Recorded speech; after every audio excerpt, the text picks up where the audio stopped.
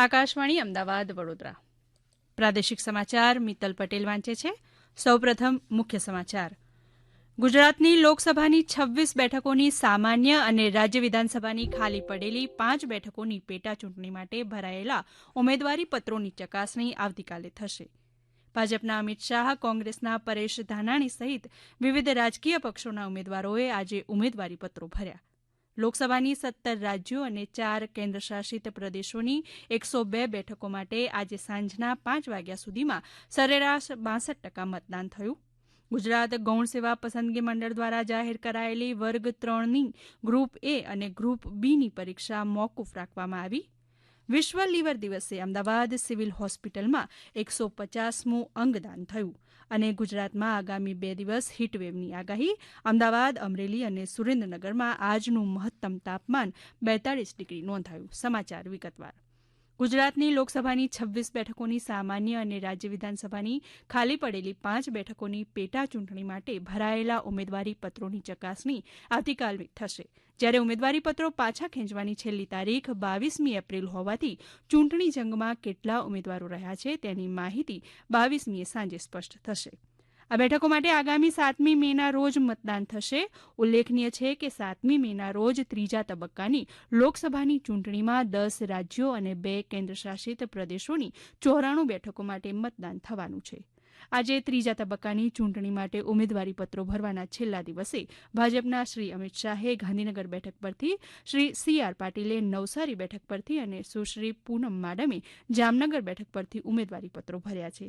એવી જ રીતે કોંગ્રેસના શ્રી પરેશ ધાનાણીએ રાજકોટ બેઠક પરથી, શ્રી નૈશદ દેસાઈએ નવસારી બેઠક પરથી અને શ્રી રામજી ઠાકુરે મહેસાણા બેઠક પરથી ઉમેદવારી નોંધાવી છે.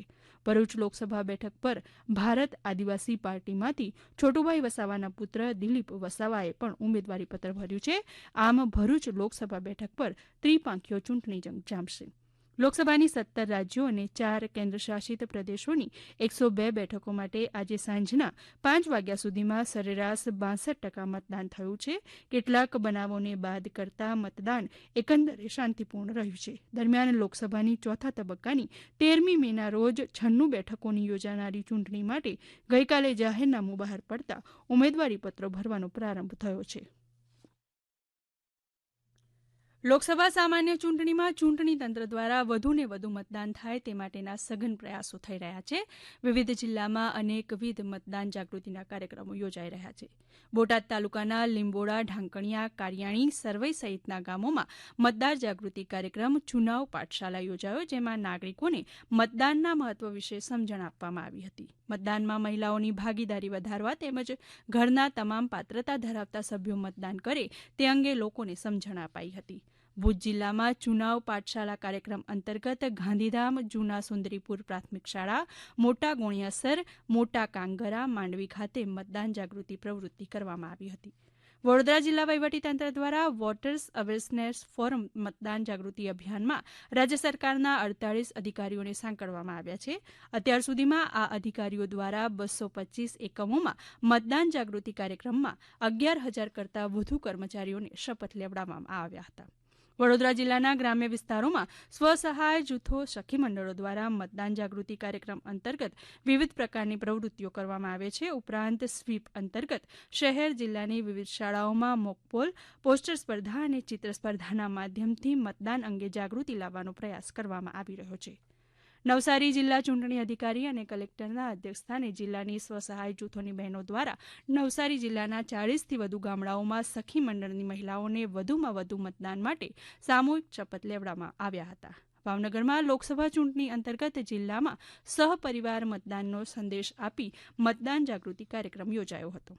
અરવલ્લી જિલ્લામાં મતદાન જાગૃતિ અંતર્ગત ધનસુરા તાલુકામાં શ્રી જે.એચ. હાઈસ્કૂલ ખાતે મહિલા મતદાન જાગૃતિ કાર્યક્રમ યોજાયો હતો અને મહેસાણા રેલવે સ્ટેશન ખાતે મતદાન જાગૃતિ કાર્યક્રમ હેઠળ મતદાન સેલ્ફી પોઈન્ટ તેમજ સહી ઝુંબેશ યોજાઈ હતી. ગુજરાત ગૌણ સેવા પસંદગી મંડળ દ્વારા જાહેર કરાયેલી વર્ગ 3ની ગ્રુપ એ અને ગ્રુપ બીની પરીક્ષા મોકૂફ રાખવામાં આવી છે. ચૂંટણી પંચના નિર્દેશ બાદ પરીક્ષા સ્થગિત કરાઈ છે. ગુજરાત ગૌણ સેવા પસંદગી મંડળ દ્વારા જાહેર કરાયેલી 5,554 જગ્યાઓ માટેની પરીક્ષાઓ 1 એપ્રિલથી લેવાઈ રહી હતી. આ અંગે વધુ માહિતી આપે છે ગુજરાત ગૌણ સેવા પસંદગી મંડળના સચિવ હસમુખ પટેલ. ગુજરાત ગૌણ સેવા વર્ગ 3ની આવતીકાલથી 20, 21, 27, 28 અને મે મહિનાની 4 અને 5 તારીખે જે પરીક્ષાનો કાર્યક્રમ હતો તે મોકૂફ રાખવામાં આવેલો છે. તારીખ 8, 5 અને તારીખ 9, 5 ના રોજ જે પરીક્ષાનું આયોજન થયેલું છે તે પરીક્ષાઓ યથાવત છે.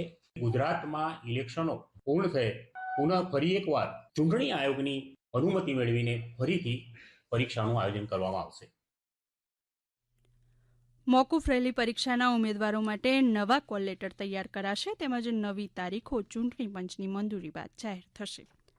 આ સમાચાર આપ આકાશવાણીના અમદાવાદ વડોદરા કેન્દ્ર પરથી સાંભળી રહ્યા છો. વધુ સમાચાર આપ અમારી વેબસાઇટ newsonair.gov.in/ગુજરાતી પર વાંચી શકશો. સુરેન્દ્રનગર લોકસભા બેઠકમાં 7 વિધાનસભા મત વિસ્તારોનો સમાવેશ થાય છે, જેમાં વિરમગામ, ધંધુકા, દસાડા, લીંબડી, વઢવાણ, ચોટીલા અને ધાંગધ્રાનો સમાવેશ થાય છે. આ અંગે વધુ માહિતી આપે છે અમારા સુરેન્દ્રનગર જિલ્લાના પ્રતિનિધિ દિનેશ પરમાર. સુરેન્દ્રનગર લોકસભા બેઠક ઉપર ભાજપે કેન્દ્રીય રાજ્યમંત્રી ડોક્ટર મહેન્દ્રભાઈ મુંજપરાની ટિકિટ કાપીને મોરબી જિલ્લા પંચાયતના પૂર્વ પ્રમુખ ચંદુભાઈ સિહોરાને ઉમેદવાર બનાવ્યા છે, તો કોંગ્રેસે ચોટીલાના પૂર્વ ધારાસભ્ય ઋત્વિકભાઈ મકવાણાને મેદાનમાં ઉતાર્યા છે. 10,53,807 પુરુષ મતદારો, 9,72,413 સ્ત્રી મતદારો તથા 32 અન્ય મતદારો મળી કુલ 20,26,252 મતદારો લોકશાહીના આ મહાપર્વમાં ભાગ લેવાના છે, જેમાં 35,676 યુવા મતદારો અને 85 વર્ષથી વધુ ઉંમરના 12,877 મતદારો પણ લોકશાહીના આ મહાપર્વમાં સામેલ થવાના છે.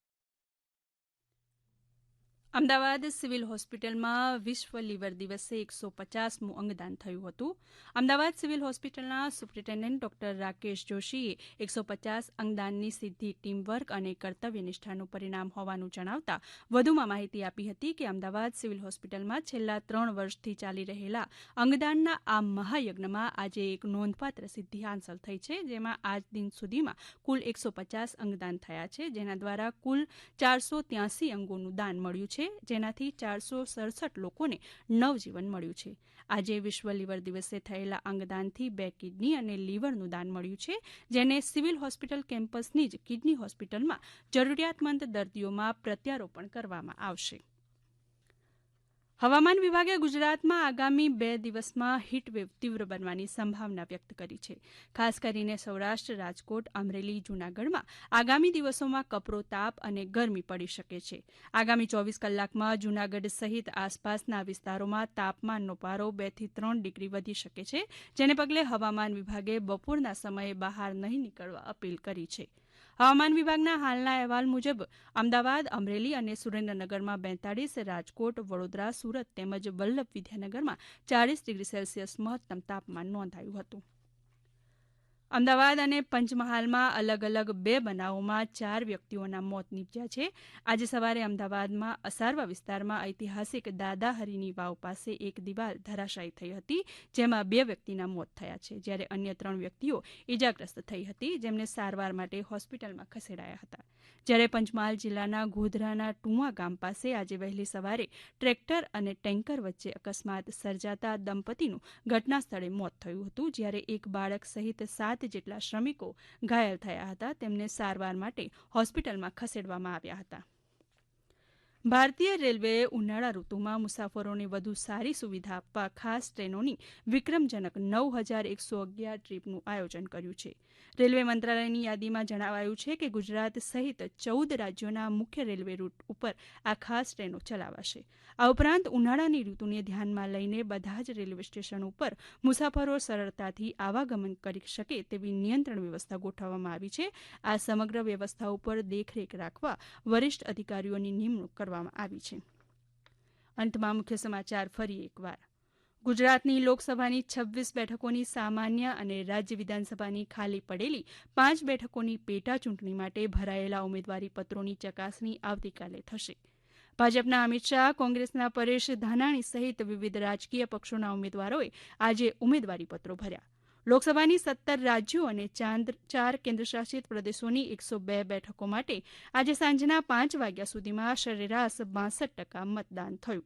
ગુજરાત ગૌણ સેવા પસંદગી મંડળ દ્વારા જાહેર કરાયેલી વર્ગ 3 અને ગ્રુપ A અને B ની પરીક્ષા મોકૂફ રાખવામાં આવી અને વિશ્વ લીવર દિવસે અમદાવાદ સિવિલ હોસ્પિટલમાં 150મું અંગદાન થયું.